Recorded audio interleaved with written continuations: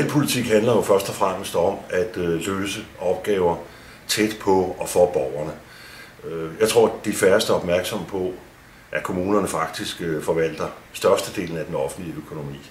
Men det er til gengæld de opgaver, som er tættest på folks dagligdag. Det er daginstitutioner, det er ældrepleje, det er infrastruktur, det er alt det, der betyder noget i dagligdagen.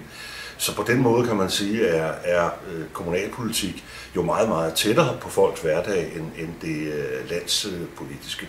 Det er kommunen, der tilbyder borgerne den borgernære service.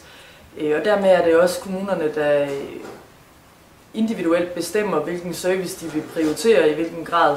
Og der opstår forskelligheden jo i virkeligheden i det serviceniveau, vi har i kommunerne. Og det er nok den store forskel på kommunalpolitik og landspolitik i virkeligheden. Selvfølgelig skal vi gøre det inden for lovens rammer, men selvom jeg nogle gange synes, at det kommunale selvstyre er under pres, så har vi dog stadigvæk frihed til at prioritere. Kernen i det danske demokrati er jo i virkeligheden kommunalpolitikken. Det lyder crazy, men sådan er det. Det er jo netop, at man kan bestemme noget lokalt. Og måske har vi i virkeligheden glemt at fortælle hinanden det ofte nok, at der er rigtig magt, rigtig indflydelse over hinanden i det lokale demokrati.